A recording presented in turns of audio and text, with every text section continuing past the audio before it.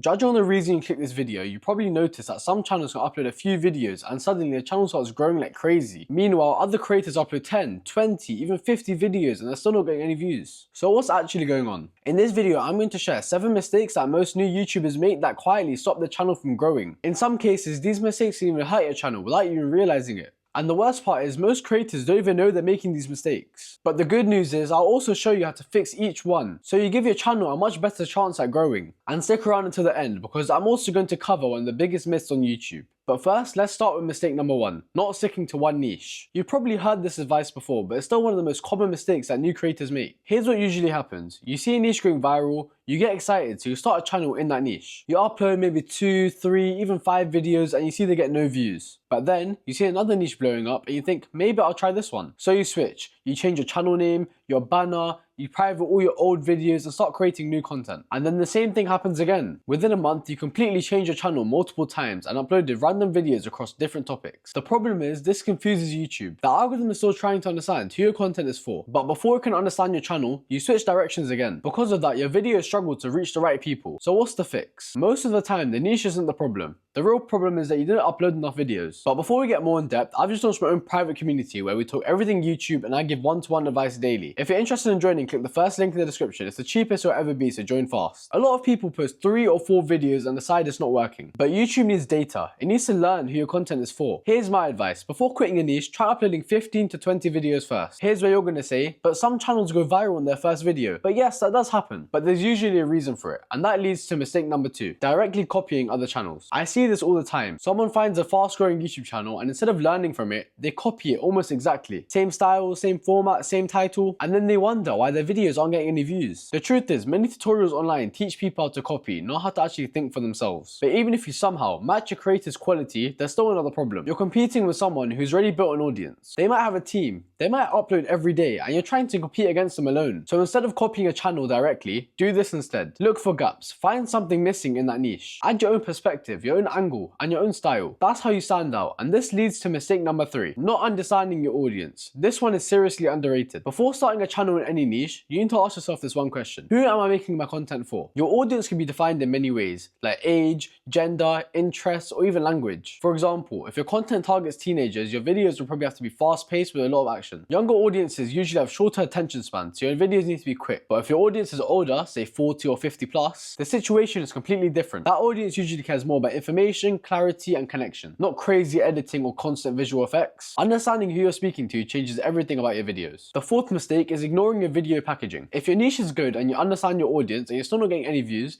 the problem might be in your packaging. Packaging simply means your title and your thumbnail. When you upload a video, YouTube shows it to a small group of people. They do it based on people with similar interests. If they don't click, YouTube assumes that this video is not interesting and it stops recommending it. So even if your content is great, people still have to click the video. Your thumbnail should grab attention visually. Your title should create curiosity. And once someone clicks, the first 30 seconds of your video should deliver exactly what the title promised. If viewers feel misled, they leave quickly. And when retention drops, YouTube stops pushing the video. So strong packaging and strong retention both matter. The 5th mistake is spamming hashtags. This is especially common with shorts. Some creators add tons of hashtags, sometimes even 30, 50, or even 100, in hopes that the video will go viral. But that's not how YouTube works anymore. The platform is much smarter. It can understand your video through your title, captions, and content itself. Adding random hashtags that have nothing to do with your video can make your channel look spammy. Hashtags can help a little bit, but they're not the reason that channels blow up. Instead of focusing on hashtags, keywords, or tags, focus on making your videos better, because that's what actually matters. Mistake 6 is starting a political faceless channel. This one is risky. YouTube is very strict, especially when it comes to political type content, especially faceless news style channels. Sometimes channels in this niche don't even receive warnings, they can get terminated on the spot. The problem is, many channels online teach people how to start these type of channels, but they never talk about the risks. Beginners watch those tutorials, start a channel, and then later receive a termination email. If you're new to YouTube, I personally wouldn't recommend starting in this niche. And if you're already doing it, make sure you understand the channel's policies. Some niches look very profitable, but they come with serious risks. Here's the final mistake, mistake 7, being obsessed with your analytics. This is something a lot of new creators struggle with. You upload a video, then you open YouTube Studio every couple minutes to check the views, refreshing the stats again and again. But here's the problem. If your video doesn't perform the way you expected, your motivation drops. Instead of working on your next video and figuring out ways you can improve, you spend all your energy looking at analytics. Don't get me wrong, checking your analytics is fine.